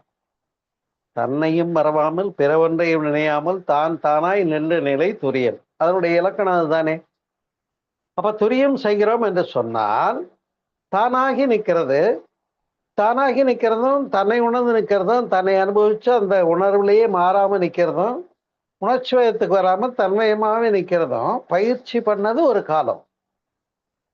காலப்போக்கில் என்ன ஆகுறீங்க நீங்க? இப்ப பிரம்மஞானத்துக்கு பயிற்சி போறீங்கன்னு வச்சுக்கோ. அப்ப அந்த அமைதி நிலை நம்முடைய இயல்பான சொத்தாகி விடுகிறது. அப்ப அந்த நிலை பேறு என்ற நிலையை துரியாதீதத்துல அப்சல்யூட் ஸ்டேட் ஆஃப் மைண்ட்னு சொல்றோம் இல்லையா? சுத்த வெளி, வெட்ட வெளி, பாழ், பரவெளி, பிரம்மம், நிர்விகற்பம், நிர்மலம், மோனம், தத்துவஸ்து, மெய்ப்பொருள், ஆதி, அனாதி, இறை, சிவம். இத்தனையும் ஒண்ணுதான். இதுக்கு வேற வேற பேர் கிடையாது. வேணா சொல்லிக்கிறோம் நாம வேற வேற பேர். மேரிங்கிறோம், அல்லாங்கிறோம், இயேசுங்கிறோம் இல்லையா, சிவன்றோம்.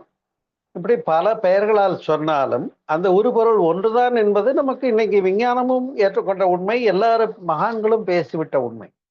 இப்ப அதுல ஒன்றும் நமக்கு சந்தேகத்துக்கு வேலை இல்லை. அதாவது மூலமாகிய இறைநிலை என்று சொல்லக்கூடியது ஒண்ணுதான், அது இறை நிலைங்கிறது. அதனால சிவத்தை என்ன பண்ணாங்க, அலையா இல்லாம நிலையா காட்டினாங்க. அதான் முழுக்குன்னு ஒரு உருவத்தை கொடுத்தாங்க. அதுல அப்புறம் அதுலயும் நமக்கு விருப்பம் இருந்தா கோயில்ல போய் பார்த்தீங்கன்னா அந்த சிவலிங்கத்தையும் கண்ணு மூக்கு காது வச்சுட்டு மீசையை வச்சுட்டு வேடிக்கையா பார்க்கறதெல்லாம் பார்க்கணும். அது நமக்கு இப்படியே ஒரு மனித வடிவத்துல கடவுளை பார்த்தே பழகி போச்சுங்கிறதுக்காக நமக்கு கொடுத்த ஒரு அட்ஜஸ்ட்மெண்ட் அதெல்லாம்.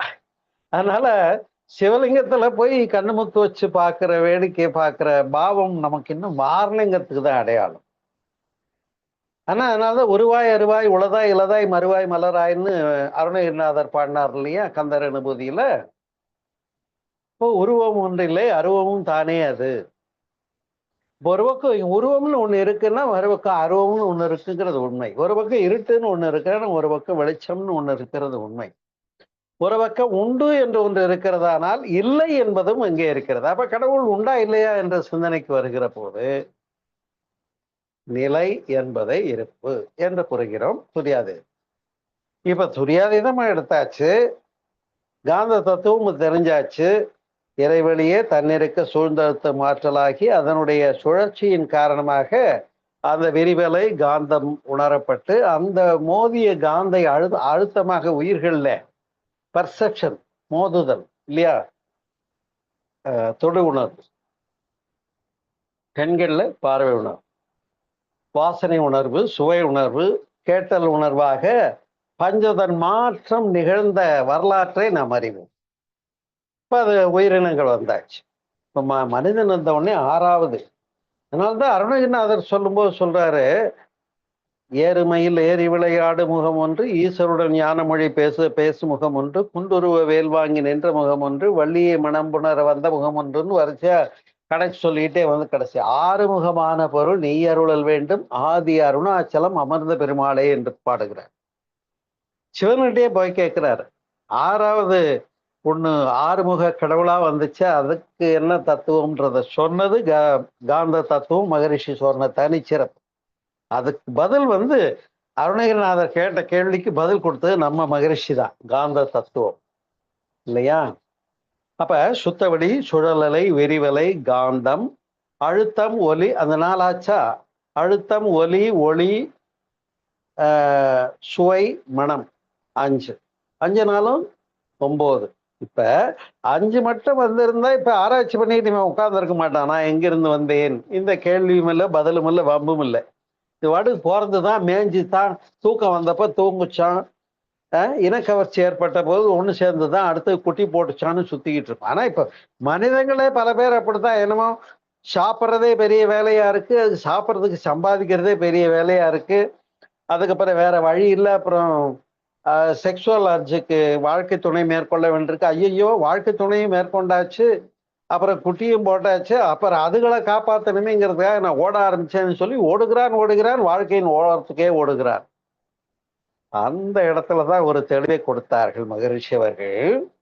நீ உன்னை பண்படுத்திக் கொள்ளுகிறது மட்டும் பத்தாது, தனக்கும் பிறருக்கும் பயன்படுதல் தான் என்று சொன்னார். அதைத்தான் அறநெறி என்று குறிப்பிட்டார்கள் இல்லையா? உங்களுக்கெல்லாம் ஞாபகம் இருக்கும். அறநெறி என்ன? ஒழுக்கம், கடமை, ஈகை என்று சொல்லக்கூடிய மூன்றும் தான் அறநெறி என்று சொல்லக்கூடிய, இல்லையா? அப்ப இந்த ஒழுக்கம், கடமை, ஈகை என்று சொல்லக்கூடிய மூன்றிணைப்பு பண்பாடு. அப்ப ஒழுக்க நேதி நின்று வாழுகிறதுக்கு என்ன டெபனிஷன் கொடுத்தாங்க? தனக்கோ பிறருக்கோ தற்காலத்திற்கோ பிற்காலத்திற்கோ உடலுக்கோ உள்ள உணர்ச்சிக்கோ தீமை இல்லாத எதை வேணாலும் செய்ப்பான்னு சொன்ன ஒரு மேஜிக்கல் டெபனிஷன் ஒழுக்கத்துக்கு கொடுத்தது மகரிஷி மட்டும்தான். ஏன்னா இதையே வேற நூல்கள்ல பாருங்க, எத்தனையோ நீ இப்படி இருக்கணும் இப்படி இருக்கணும் சட்ட புத்தகமா எழுதி வச்சிருப்பாங்க. அதையே பிடிச்சுக்கிட்டு தொங்க வேண்டியிருக்கும், கஷ்டமா இருக்கு. நமக்கே ஒரு சமயத்தை கொடுத்துட்டாங்க, நீ உனக்கும் கேடு பண்ணிக்காத, ஒன்னு ஹத்தி பண்ணிக்கிறதுக்கு, ஒன்னு தற்கொலை பண்ணிக்கிறதுக்கு கூட உனக்கு ரைட் இல்லை இல்லையா? அதான சட்டமும் சொல்லுது. தனக்கோ பிறருக்கோ. ரெண்டாவது, தற்காலத்திற்கோ பிற்காலத்துக்கு. இன்னைக்கு ஒண்ணு செஞ்சுட்டு எனக்கு கண்கண்டதே காட்சின்னு ஆடிவிட்டு அப்புறம் வம்பு வந்தா பின்னாடி வந்தா அதுக்கு நீதான காரணம்ன்றதை புரிஞ்சுக்கிறதுக்கு செயல் விளைவு கோட்பாட்டை கொடுத்தாங்க பாரு. தட் இஸ் தி ஃபைனல் லா. நீங்க பயிற்சி எடுத்தவங்க, தத்துவம் அறிந்தவர்கள், உங்களுக்கு புரிதலுக்காக சொல்லுகிறேன். உங்களுக்கு இதுக்கு மேல நான் பாடமே கேட்க வேண்டாம்னு ஒரு ஃபைனல் டாபிக் ஒண்ணு இருக்கும்னு சொன்னா அது எதுன்னு கேட்டா கர்மயோகம் தான். கர்மயோகம் என்ன சொல்லுது? செயல் விளைவு கோட்பாடு. அங்க என்ன சொல்லுது? செயலுக்குரிய விளைவாக இயற்கையின் ஒழுங்கமைப்பே நிகழ்ந்திருக்க என்று சொல்லுகிறது. அப்ப லா ஆஃப் நேச்சர். இப்ப ஏன் இன்னைக்கு மக்கள் ரொம்ப பிபி, சுகரு இந்த மாதிரி வம்புகள்ல மாட்டி கஷ்டப்படுறாங்க, சீக்கிரம் பொண்ணுங்கள்லாம் வயசுக்கு வந்துடுறாங்க, இந்த மாதிரி நிறைய சமுதாய பிணக்குகளுக்கு கேள்வி திரும்பி பார்த்த போது என்ன தெரிஞ்சது பதில் ஞாபகம் இருக்கா உங்களுக்கு? இன்னைக்கு இருக்கக்கூடிய வாழ்வியல் முறை மாறி போச்சு. அன்னைக்கு நல்லா உழைச்சான், ஆரோக்கியமா இருந்தான். இன்னைக்கு உழைப்பு குறைஞ்சு போச்சு. நல்ல ஆரோக்கியமான உணவு சாப்பிட்டான், நல்லா இருந்தான். இன்னைக்கு எல்லா உணவுலையும் கலப்படமாயி போச்சு இல்லைங்களா? நீங்க வாட்டர் பாட்டில் வச்சு தண்ணி குடிக்கிறீங்க இல்லையா? அதுல கூட அந்த பாலி, அந்த பிளாஸ்டிக்கினுடைய தன்மை துகள்கள் கலந்து விடுகிறது என்பதும் அது நம்மில எவ்வளவு மாற்றங்களை கேடுகளை நிகழ்த்துகிறது என்பதை நீங்கள் தெரிந்திருப்பீர்கள். ஏன்னா கிட்டத்தட்ட 10-15 வருஷத்துக்கு முந்தி வச்சிருந்த வாஷிங் பவுடர் நிர்மாவனுடைய பிளாஸ்டிக் கவர் கூட இன்றைக்கு வரைக்கும் மண்ணுல தோண்டி பார்த்த போது ஒரு இடத்துல எடுத்து போடுறாங்க பொதுவெளியில. பாருங்க, இத்தனை வருஷம் வெளிவந்த அந்த பிளாஸ்டிக் பை கெட்டு போகாம அப்படியே மண்ணிலேயே கிடக்குன்னு. அப்ப அந்த நெகிழி சொசைட்டியை கெடுக்குதுன்னு தெரிஞ்ச போதிலும் நாம எதையுமே மாத்திக்க தயாரா இல்லை. அரசாங்கமே கூட இதுக்கு என்ன பண்ணுதுன்னு எனக்கு ஒன்றும் புரியல. என்ன சொன்னா, நம்ம கடையில போய் எந்த ஒரு பொருள் வாங்கினாலும் அதை அந்த பிளாஸ்டிக் பைக்குள்ள தானே பேக் பண்ணி கொடுக்குறாங்க. அது பிஸ்கட்டா இருக்கட்டும் அல்லது 1 லிட்டர் எண்ணெயா இருக்கட்டும், எல்லாமே பேக்கடு. அன்னைக்கெல்லாம் பாட்டிலும் கேனும் தூக்கிட்டு போய் எண்ணெய் வாங்கணும். இன்னைக்கு நம்மள ரொம்ப சோம்பேறி ஆயிட்டோம். அப்போ வாழ்க்கை முறை மாறிக்கொண்டிருக்கிறது. யாரும் இயற்கையோடு ஒட்டிய வாழ்க்கையை எடுத்துக்கொள்வதில்லை. இப்ப அதெல்லாம் புரிஞ்ச பின்னால இப்பதான் நவதானியங்களை தேடி போகிறார்கள், இயற்கை வாழ்வியலை தேடி போகின்றார்கள் இல்லையா? இயற்கை உணவுன்னு ஒண்ணு இருக்கு இல்லையா? உணவே மருந்து, மருந்தே உணவுன்னு கேள்விப்பட்டிருக்கீங்க இல்லையா? ஒன்றும் புரியல தெரியலன்னு சொல்லக்கூடாது. அந்த அளவுக்கு இன்னைக்கு ஒரு விழிப்புணர்வு தேவைப்படுகிறது. அது மக்களை தேடியும் வந்துருச்சு. அந்த கோர்ஸ்கள்லாம் போனீங்கன்னா இன்னைக்கு ஏகப்பட்ட சார்ஜஸ் ஆயிடுச்சு. நான் ஒரு காலகட்டத்தில் நான் இப்போ அதை நடத்தியிருக்கேன். அதில் அந்த கோர்ஸில் பங்கேற்றும் இருக்கிறேன். இயற்கை வாழ்வியல் என்று சொல்லக்கூடியது. அப்போ அதுதான் இன்னைக்கு வந்து ஆர்கானிக் ஃபுட், ஆர்கானிக் ஃபுட்டுன்னு வந்திருக்கு. உங்களுக்கு தெரியும். அதை தான் நான் குறிப்பிடுறேன். உங்களுக்கு தெரியும், புரிகிறது. எனவே மனிதன் எந்த அளவுக்கு இயற்கை வாழ்வியலிருந்து நகர்ந்து செயற்கைக்கு போயிட்டானா, முழுக்க முழுக்க ஏசிலேயே இருக்கணும்னு விரும்புகிறேன். காரில் ஏறினா ஏசி, ஆஃபீஸ்க்கு போனால் ஏசி, வீட்டில் இருந்தால் ஏசினா, நீ இயற்கையான சுவாசம் பெறுவதற்கு எலிஜிபிலிட்டிலாம் போயிடுற. நீ நடக்கிறதே இல்லை, ரத்த ஓட்டம் ஒழுங்கா இல்லை, அப்புறம் மூட்டு வலி வந்துடுது. வீட்லயே இருக்க, நடக்கிறதே இல்லை, உட்கார்ந்தே இருக்கும், டேபிள்லயே இருக்கும். அப்போ மூட்டு வலி ஏன் வராது? முதுகு வலி ஏன் வராது? இப்போ அதனால தானே மகரிஷி அவர்கள் உடற்பயிற்சி அவசியம்னு சொன்னாங்க. எனவே அசைஞ்சு கிட்டது மனசு, அசையாம கிட்டது உடம்புங்கிறத நல்லா புரிஞ்சுக்கிட்டோம். இப்ப மனசு அசையாம இருக்கிறதுக்கு பிரம்மஞானத்தை கொடுத்தாங்க மகரிஷி, இல்லையா? பிரம்மஞான பயிற்சிக்கு பின்னால வேற ஏதாவது சிறப்பா பயிற்சி கொடுத்துருக்காங்களா மகரிஷி? ஞானாசிரியர் அல்லது அருள்நிதி என்ற பயிற்சி ஞாபகம். சரி, இந்த இடம்தான் தனக்கும் பிறருக்கும் பயன்படுதல்ன்ற இடம் வருது. தான் பண்படுதல், பிறருக்கும் பயன்படுதல். இப்ப உங்களை குருவாக்கி நீங்களும் ஒரு அருள்நிதி தான், நீங்க மற்றவங்களுக்கு தீட்சை கொடுக்கலாம், நீங்களும் குரு தான் நம்மளை அப்ரூவ் பண்ணாங்களே மகரிஷி. நான் எல்லாம் 83ல முதலா அருள்நிதி கோர்ஸ் முடிச்ச போது ஒரு சிறிய மகிழ்ச்சி இருந்ததை தவிர பெரிய பொறுப்பு சுமை நான் ஃபீல் பண்ணேன். ஏன்னா அப்பதான் வந்து மறைபொருள் விளக்க பயிற்சின்னு ஒண்ணு கோயம்புத்தூர்ல வச்சாங்க, கணபதியில. அதுல துரியாதீதம் கொடுக்க அனுமதி கொடுக்குறாங்க. துரியாதீதம் கொடுக்கறதுக்கு நமக்கு அனுமதி கொடுத்துட்டாங்களேன்னு நான் பெருசா மகிழ்கிறேன். என்ன சொல்லி கொடுத்தாங்க? நாங்க வீட்டுல அம்மா துரியாதீதம் கொடுக்க அந்த கோர்ஸ்ல அனுமதி கொடுத்தாங்க சாமி. சரி, அப்ப எனக்கு கொடுங்கன்னாங்க. அப்ப முதலா நான் துரியாதீதம் கொடுத்தது வாழ்க்கை துணைவியா இருக்கு. அவங்க துரியாதீதம் எடுத்துக்கிட்டது என்கிட்ட.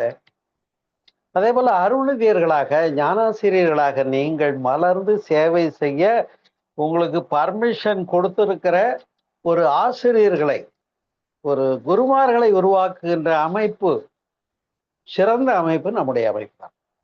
நீங்கள் அறிந்திருப்பீர்கள். ஏனென்று சொன்னா, இதே நீங்க வேற ஆதீனங்கள், மடாலயங்கள் போய் சேர்ந்து பாருங்க. அதுல ஏகப்பட்ட துறவிகள் இருப்பாங்க. அதுல சீனியாரிட்டி இருக்கும். அதுல மேல் நிலையில இருக்கக்கூடிய பிரதான சீடர் தான் வெயிட் பண்ணிட்டு இருப்பாரு பொறுப்புக்கு அடுத்தது வர்றது. அப்ப அங்க ஏற்கனவே விட அதிபதியா ஒருத்தர் உட்கார்ந்து இருப்பார் பாருங்க. அவர் என்னைக்கு மண்டையை போடுவாரோ அன்னைக்கு தான் இவர் பொறுப்புக்கு வர முடியும். அது வரையில இவர் மாணவர் தான். புரிகிறதா உங்களுக்கு? ஆனா நம்மையும் ஆசிரியராக்கி பார்த்தாரே வேதாந்த மகர்ஷி. அப்ப நமக்கெல்லாம் எவ்வளவு பொறுப்பை கொடுத்துருக்காங்க. பிறருக்கும் பயன்படுதல் என்ற வார்த்தையை அனுமதித்தது பொறுப்பாசிரியர்களுக்கு, ஞானாசிரியர்களுக்கு, அருள்நிதியர்களுக்கு. இப்பத்தான் நம்ம கடமை பொறுப்பு அதிகமாக்கியது. அப்ப என்ன பண்றோம்?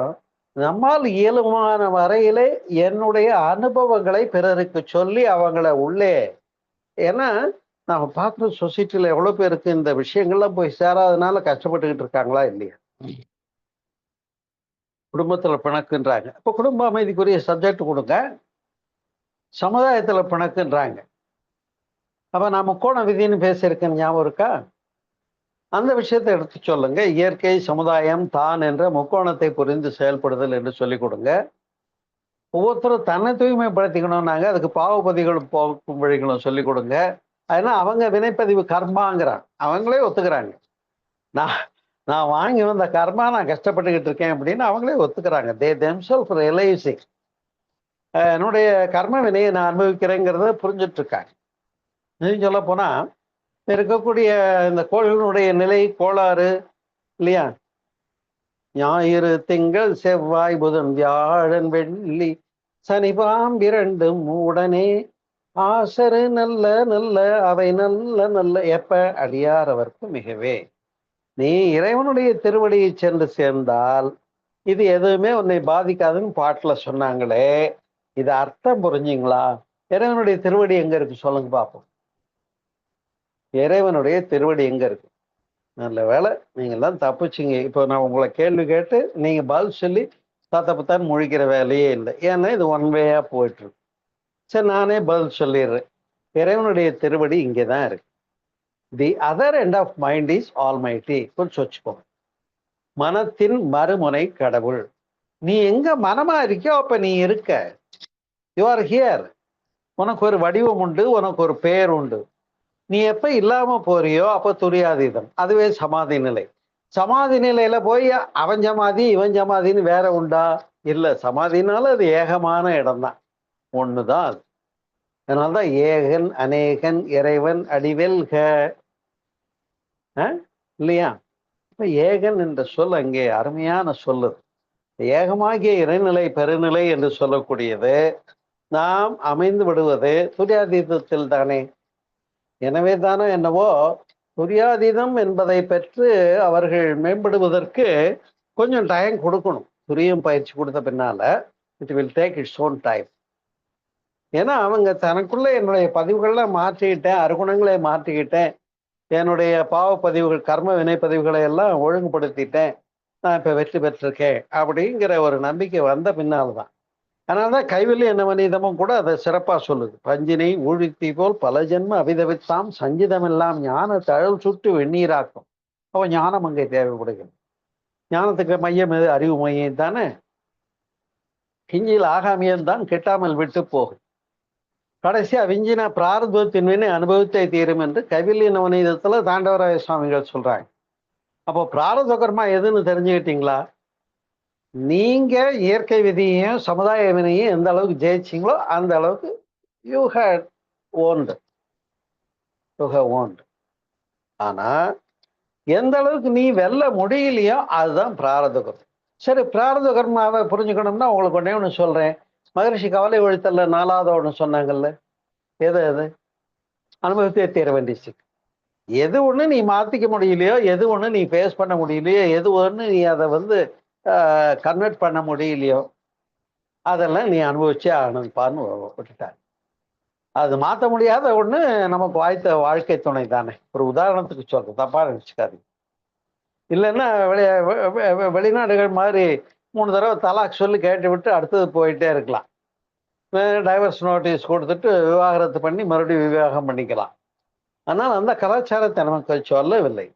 கல்லானாலும் கணவன் பொல்லானாலும் புருஷன்னு அமைந்து விட்டவற்றை ஏற்றுக்கொண்டு வாழ்வதற்குரிய மனப்பக்குவத்தையும் பிராரத கர்மாவையும் எதிர்கொள்ள வேண்டிய சிக்கலை எதிர்கொள்வதற்கான வலிமையும் சொல்லிக் கொடுத்தது நம்முடைய ஆன்மீகம் தானே. எனவே இந்த இடத்துல நம்ம பண்படுத்தி கொள்றோம்.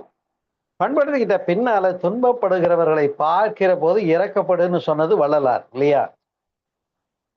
அப்ப துன்பப்படுகின்ற தண்ணி இல்லாம தவிக்கிற தாவரங்களை பார்த்து வாடிய பயிரை கண்ட போதெல்லாம் வாடினேன் என்று வள்ளலார் போல நீங்க கவலைப்பட வேண்டாம்.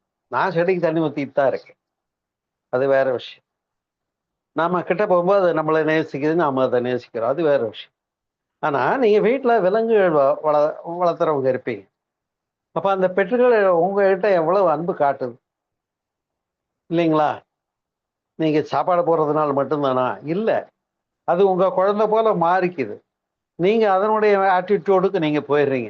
அப்ப விலங்குகளிடமும் அன்பு செய்தல் வந்துருச்சு. ஆனா மனிதன்கிட்ட அன்பு செய்யறது மட்டும்தானே வரமாட்டேங்குது மனிதர்களுக்கு. காரணம் ஈகோ. எனவே ஆன்மீகம் என்று உள்ளே வந்து விட்டால் ஈகோ இல்லாத இடம் வந்தா மட்டும்தான் வெற்றி, வேற ஒண்ணும் இல்லை. புரிகிறதா? ஆகையினாலே ஈகோ இல்லாத ஆன்மீகம், தன்முனைப்பு இல்லாத இடம்தான் ஆன்மீகம். ஆன்மீகம்னு உள்ள வந்துட்டா தன்முனைப்பு இல்லாம போகணும். அப்ப முனைப்பு இல்லாத இடத்துல எனக்குள்ள எந்த ஒரு மனநிலையும் சமநிலையும் அந்த இயல்பான தன்மையும் இருக்கிறதோ, இதே போன்ற உணர்தெல்லாம் பிற உயிர்களுக்கும்னு உண்டா இல்லையா? இப்ப ஒரு இன்ப துன்ப உணர்வுகள் என்று சொல்லக்கூடியது எனக்கு எப்படி ஒரு ஊசி எடுத்து குத்தினா வலிக்குதோ அது போலதான் அடுத்தவனை குத்தினாலும் புரியுமா புரியாதா? எனக்கு எப்படி பசிக்கிறதோ, எனக்கு எப்படி வலிக்கிறதோ, எனக்கு எப்படி கஷ்டமா இருக்கோ, எனக்கு எப்படி தூக்கத்தை கலைச்சு என்னை எழுப்பும் போது கஷ்டமா இருக்கோ, அது போலதான் எல்லா உயிர்களுக்கும்னு புரிஞ்சுக்கிட்ட இடம் வரும்போது நாம் பிற உயிர்களையும் நம்மை போன்றே நேசிக்கின்ற இடம் வந்தா அதுதான் ஆன்ம நேய ஒருமைப்பாடு. ஆன்மாவை விரும்புதல், உயிர்களை நேசித்தல், அதுக்கு பேரு ஜீவ காருண்ய ஒழுக்கம் என்று வள்ளலார் பேசினார். ஆகினாலேதான் அன்பு உள்ளங்களே, வள்ளலாருடைய மறுபிறவியாக வந்தவர் தான் நம்முடைய மகரிஷி அவர்கள் இல்லையா? உன்னோடு 10 ஆண்டுகளுக்கு மேல் இருப்பேன் என்று வள்ளல் பெருமானார் காட்சி கொடுத்து மகர்ஷி இடத்துல சொல்லி இருந்திருக்காங்க. அப்ப மகரிஷி என்ன பண்றாங்க, அழகா அந்த ஆன்மநேய ஒருமைப்பாட்டையே இங்க என்ன பண்ணிடுறாங்க, நமக்கெல்லாம் எடுத்து கொடுத்து இன்முகம்னு ஒரு டாபிக் கொடுத்து முடிச்சுட்டாங்க. அருள்நிதியர்கள்கிட்ட கடைசியா கொடுத்த டாபிக் என்ன உங்களுக்கு ஞாபகம் இருக்கா? அருள்நிதி கோர்ஸ் போனப்ப லாஸ்ட் டாபிக் என்னன்னா இன்முகம். இன்முகம்னா என்ன? அப்படி புறமாக சிரிக்கின்ற நிலை அல்ல, அது ஆர்டிபிஷியல் முகம் இல்லை. அது அந்த புன்னகை, அந்த மகிழ்ச்சி உன்னுடைய மனதிலிருந்து வர வேண்டும். புரியுதுங்களா?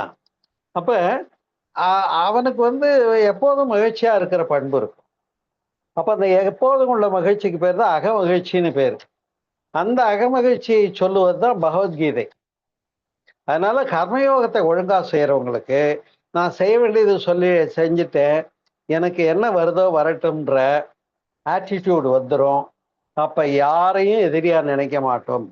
அதனால்தான் நான் எனது வாழ்நாளில் யாருடைய உடலுக்கும் மனதுக்கும் துன்பம் தரமாட்டேன், துன்பப்படும் உயிர்களுக்கு என்னால் முடிந்த உதவிகளை செய்வேன் என்று சொல்லி தவத்தை நிறைவு செய்து கொள்ள நமக்கு சொல்லி கொடுத்துட்டாங்க மகர்ஷி இல்லையா? அப்ப இப்ப இந்த என்ன பக்குவத்துக்கு வந்துட்டோம், தான் பண்பட்டோம், இதுவரையில பிறருக்கும் பயன்படுகிறது. ஆனா இதுல நிறைய பேர் செய்யற ஒரு பற்றாக்குறை என்ன அப்படின்னு கேட்டா, நான் தியானம் எடுத்துட்டேன், நான் தவம் பண்றேன், நான் நல்லா இருக்கேன், காந்த ஆற்றல் சிறப்பா வச்சிருக்கேன், ஆரோக்கியமா இருக்கேன், ரைட். ஆனா உயிர்கள் துன்பப்படும் போது நீ பார்த்து அந்த பசிக்காக இறங்குனியா, உணவு கொடுத்தியா? அதுக்கு உடை இல்லைன்னு நீ உடை கொடுத்தியா? அதுக்கு வாழ வசதி இல்லைன்னு வழி பண்ணி கொடுத்தியா? வாழ வகை தெரியலன்னு பாடம் நடத்தினியா? அப்ப அருட்தந்தை மகரிஷி அவர்கள் கூடுவாஞ்சேரியில தான் பெற்ற இந்த பேருண்மைகளை எல்லாம் அறிஞ்சு தான் மட்டும் அமைதியா கூடுவாஞ்சேரி மட்டும் போதும்னு ஆனந்தமய கோஷத்துல அப்படியே உட்கார்ந்துருந்தா நீங்க இன்னைக்கு இந்த பாடம் எல்லாம் கேட்டிருக்க முடியுமா? அல்லது மகரிஷி அவர்கள் 68, 70களில் சொல்லி கொடுத்த இந்த பாடங்களை எல்லாம் கத்துக்கிட்டேன் நான் 82ல மன்றம் தொடங்கி பேச ஆரம்பிச்சு இன்னை வரைக்கும் பேசிட்டு இருக்கேன்னு சொன்னா, இந்த விஷயங்களை எல்லாம் எத்தனை உயிர்களுக்கு போய் சேரணுமோ அந்த டியூட்டி நமக்கு இருக்கா இல்லையா? அதை கொடுத்துட்டாங்கன்னா அறிவு திருக்கோயில்களாக மலருங்கள்னு சொல்லிட்டு போனாரு. ஆனா நீங்க ஞானாசிரியர் பட்டத்தை மட்டும் வாங்கி வச்சுக்கிட்டு நான் கப்புன்னு உட்காந்துக்கிறேன், வாயே திறக்க மாட்டேன்னு பயனே எதுவும் இல்லை.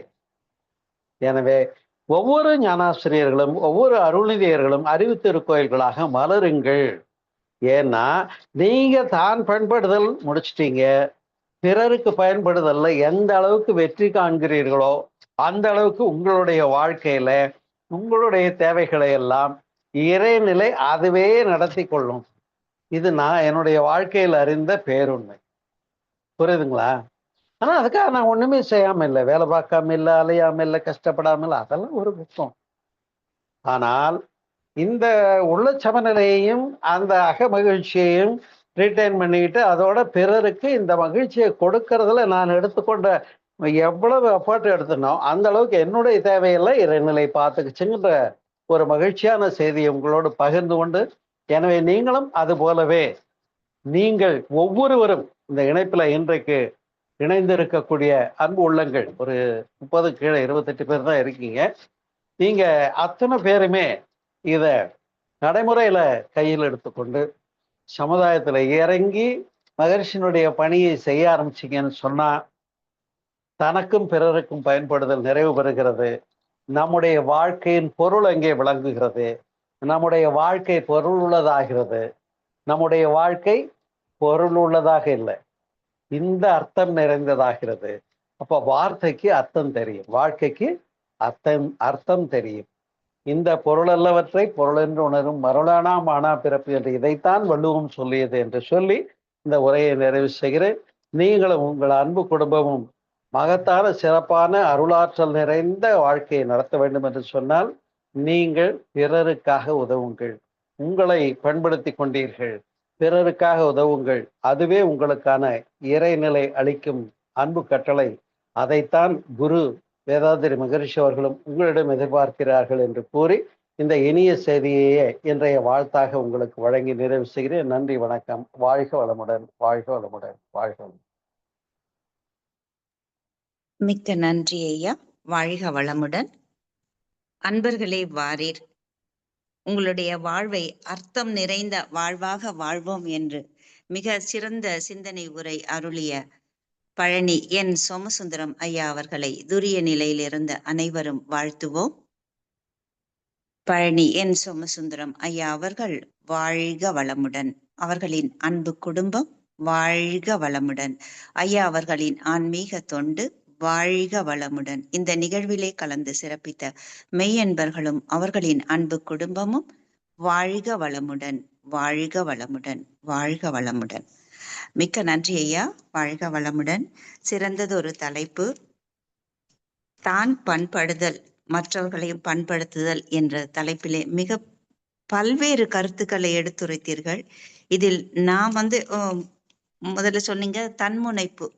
ஒவ்வொருவருக்கும் தன்முனைப்பு ஒவ்வொரு உயிரினத்துக்குமே இருக்கு. விலங்குகளில் இருந்து மனித பிறவி வரை தன்முனைப்பு இருக்கு.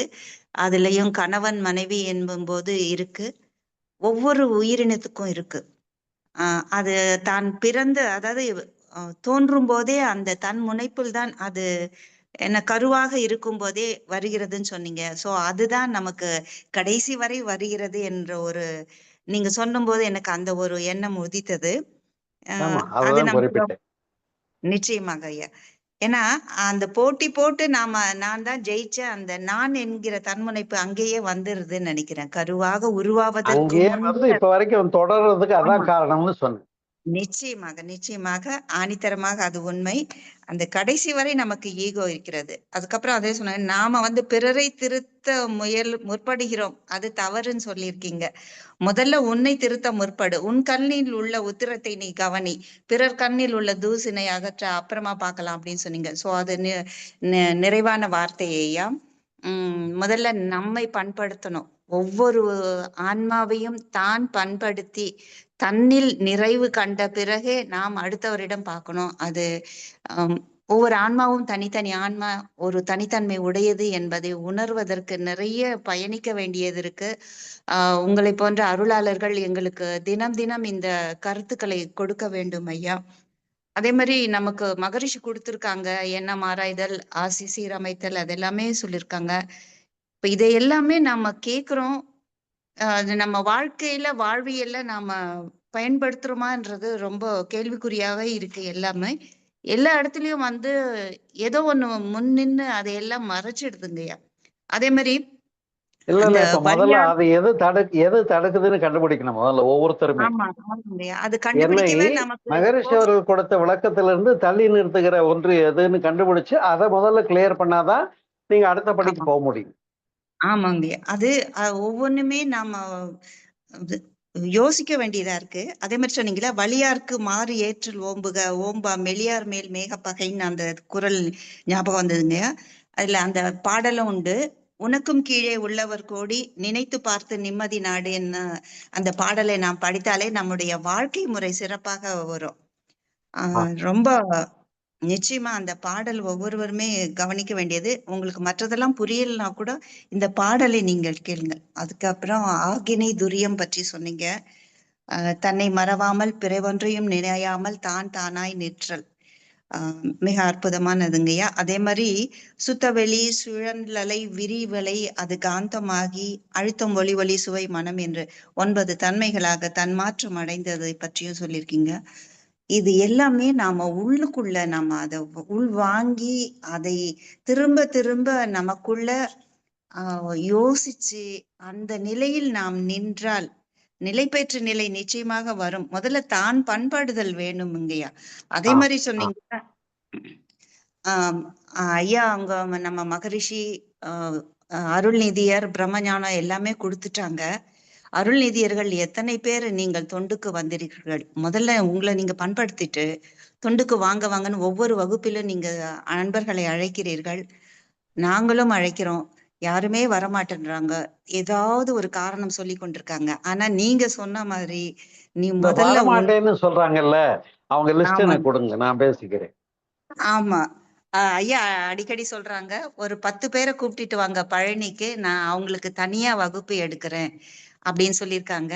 நானும் கூப்பிடுறேங்க ஐயா அப்படின்னு சொல்லியிருக்கேன். பழனிக்கு வந்தீங்கன்னா, அவருடைய வீட்ல அவர் தனியா வகுப்பு எடுக்கிறேன்னு சொல்லியிருக்குங்க. வில்லிங்க இருக்கிறவங்க சொல்லுங்க.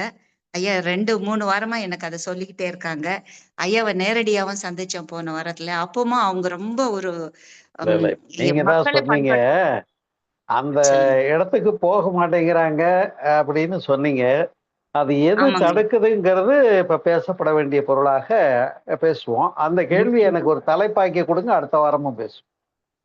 அடுத்த எது தலைப்புக்கு அது சரி. தடுக்குது? இவங்கள செய்ய விடாம எது தடுக்குதுங்கிறத ஆமா. புரிஞ்சு அதுக்கு டாபிக் போட்டு கொடுங்க, பேசுவோம். சரிங்கய்யா. நன்றி, நன்றி அது ஐயா. வாழ்க எனக்கு வளமுடன். தெரியல எது ஏன்னா, ஏன்னா நெறை நீங்க தான் இப்ப சிலருக்கு தடுக்குதுன்னு சொன்னீங்க. ஆமா. நெறைய கூப்பிட்டும் பார்த்தோம். ஆ மகரிஷியே சொல்லியிருக்காங்க. "அன்பர்களே வாரீர் அறிவின் இருப்பிடம் நோக்கு. தின்று திரிந்து உறங்கவோ பிறந்தோம் என்று நினைத்தால் ஏனென நினைந்தோம்." அந்த வரிகள உள்வாங்கினாங்கன்னா, நிச்சயமா ஆ. அவங்க தான் முதலில் பண்பட்டு, அதுக்கப்புறம் மற்ற உயிர்களையும் நேசிக்க வேண்டும் என்ற ஒரு பரந்து விரிந்த உலகத்தோடு இருக்கக்கூடிய ஒரு மனப்பான்மை வரும்னு என்னுடைய அபிப்பிராயம் ஐயா. மற்றவர்களுக்கு எப்படியோ அது தெரியல. அதே மாரி "அசைந்து கெட்டது மனம், அசையாமல் கெட்டது உடம்பு" என்பதை அ எல்லோரும் உணர்வதற்கு அந்த தினம் தினம் நம்ம கோவில்ல பிரசங்கம் கேட்கிற மாரி உங்களுடைய வகுப்பு எங்களுக்கு ஞானாசிரியர்களாகிய நீங்கள் ஐயா, அம் நாளைக்கு ராதாகிருஷ்ண ஐயா, நிச்சயமாக இது எங்களுக்கு கிடைத்த ஒரு வரப்பிரசாதம். மறந்து விட்ட எல்லா அந்த என்ன சொல்றது, தற்சோதனை, தவம் அதை எல்லாமே நாங்க உள்ளுக்குள்ள அசை போட்டு, அதை எங்கள பதிய வச்சுட்டு எங்களுக்கு என்ன சொல்றது, அந்த அம் கர்மவினை பதிவுகள் கழிவதற்கே நீங்கள் எல்லாம் எங்களுக்கு ஆசானாக கிடைத்தீர்கள் என்பதை நான் உணர்ந்து மிக்க நன்றி சொல்லிக் கொள்கிறோம். கேள்வி கேட்க விரும்பும் அன்பர்கள் கைகளை உயர்த்தலாம். வாழ்க வளமுடன். ஐயா சில முக்கிய அறிவிப்புகள் சொல்லிடுறேன். ஆம், நேரடி வகுப்பு வேதாத்ரிய தமிழ் ஆனந்த யோகத்தின் வேதாத்ரிய ஞான சங்கமம் 2 வரும் ஆகஸ்ட் 8, 9, 10 தேதிகளில் நிகழ உள்ளது. ஞானாசிரியர் நன்மணி ஐயா அவர்கள் அருள உள்ளார்கள். அதில் கலந்து சிறப்பிக்க உள்ள அன்பர்கள் தங்கள் பெயரை பதிவிடலாம். பதிவிற்கான எண் சாட்டில் பகிரப்படும். வாழ்க வளமுடன். பார்வதி அம்மா வாழ்க வளமுடன், பேசலாம். வாழ்க வளமுடன். அம்மா வாழ்க வணக்கம். ஐயா வணக்கம். வணக்கம். சொல்லுங்க. அருமையான தலைப்பு ஐயா. முதல்ல எனக்கே ஒரு கேள்வி ஆயிடுச்சு. என்னன்னா, அருள்நிதி ஆயிட்டோம். இன்னும் உங்கள மாதிரி மற்றவருக்கு பயன்படும்படியாக என்னுடைய ஓய்வு பணிக்கு அப்புறம் அதை தொடரலான்னு இருக்கிறேன். நிச்சயமா ம். உங்க மூலமா நம்ம வீட்டுல மாடியிலேயே ஆரம்பிச்சு செய்ய இருக்கிறேன். உங்க ம். ஆசையோட நிச்சயமா நம்ம பெற்ற நிலைய மற்றவங்களுக்கும் பிறருக்கும் பயன்படும்படியாக வாழ்வேன்னு உறுதி சொல்லிக்கிறேன் இந்த இடத்துல. ஏன்னா இந்த உங்களுடைய உபதேசம் ஃபுல்லா கேட்ட பிறகு நாம பண்பட்டோம். பண்பட்ட பிறகு பிறருக்கும் உயர்றது எப்படிங்கிறதையும் அருமையா வழி ஒவ்வொரு இது உபதேசமும் உங்களுடைய இதை கேட்கும் போதெல்லாம் நினைப்பேன், குறிப்பு எடுத்துக்குவேன். அந்த குறிப்பு எடுத்துக்கிட்டதை இன்னும் செயல்முறைக்கு கொண்டு வருவதற்கு அதற்கும் நீங்க தான் ஆசி தரணும். நிச்சயமா செயல்படுத்துவேன்னு உறுதி சொல்லிக்கிறேங்க ஐயா. இன்னைக்கு உள்ள இது அனைத்துமே அருமையாக இருந்தது. அதுவும் திருக்குறளோட முக்கோண விதிமுறையோட அருமையாக சொன்னீங்க ஐயா. பசுமரத்தில் பதிந்த ஆணி போல எனக்குள்ள நல்லா பதிந்து இருக்கு. அத ரொம்ப பெருமையா சொல்லிக்கிறேன். நன்றிங்க ஐயா. நன்றிங்க ஐயா. எனக்கு ஒரே ஒரு டவுட் பார்வதிமா. சொல்லுங்க இப்ப ஐயா. நீங்க இந்த பிறருக்கும் பயன்படுதல் என்ற இடத்த தொடங்க போறேன்னு சொல்றீங்களா, தொடங்கிட்டேன்னு சொல்றீங்களா? அதாவது தொடங்கி இருக்கிறேன்னா சின்ன பிள்ளை மாதிரி தான், இப்பதான் ஸ்டெப் எடுத்திருக்கேன். அதை முழுமையாக செயல்படுத்துவதற்கு உங்களுடைய இது வேணும்.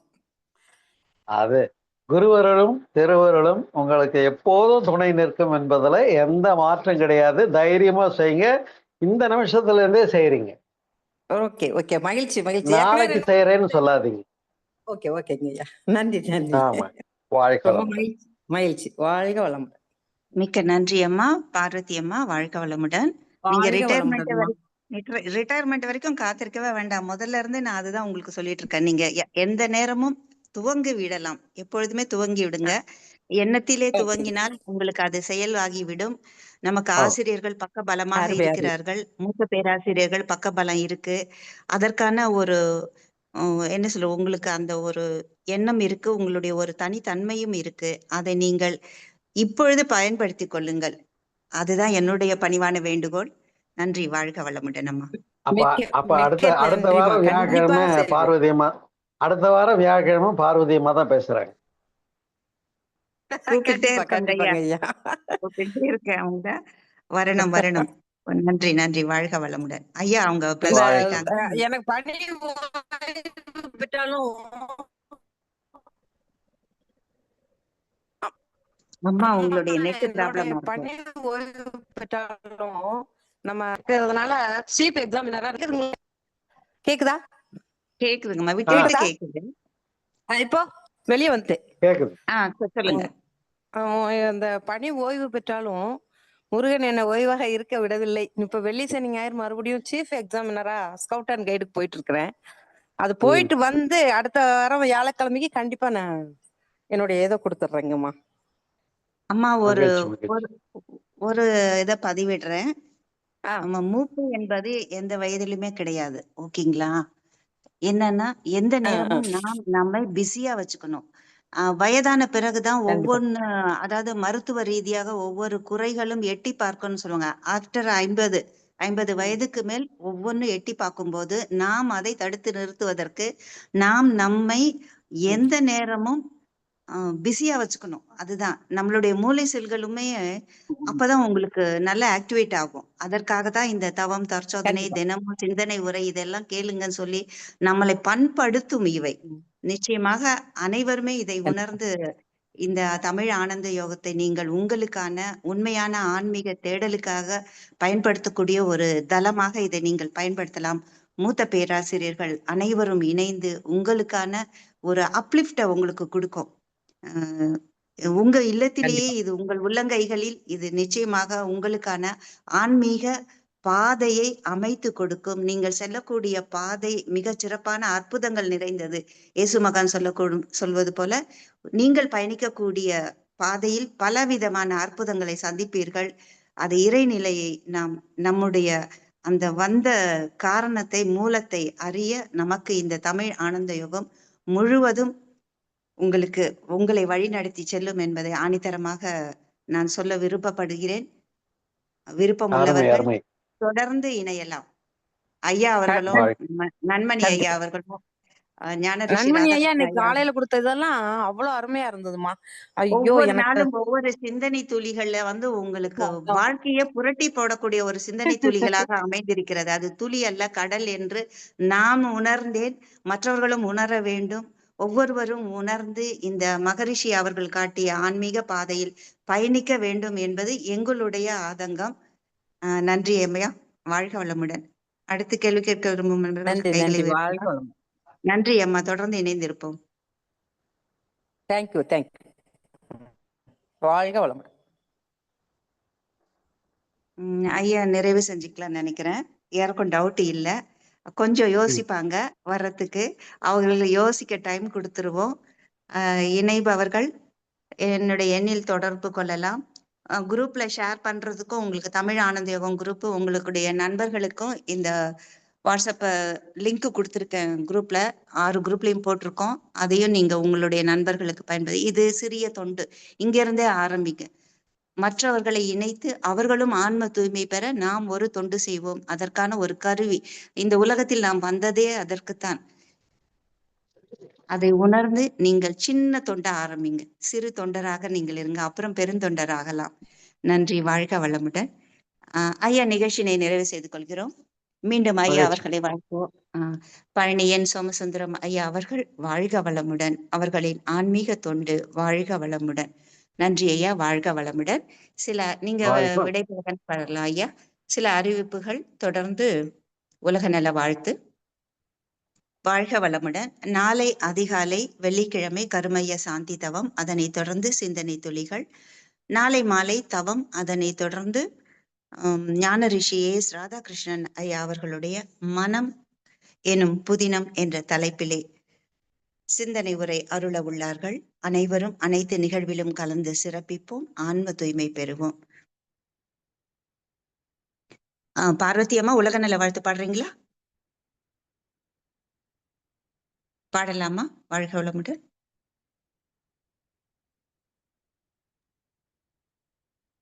வாழ்க வையகம், வாழ்க வையகம், வாழ்க வளமுடன்.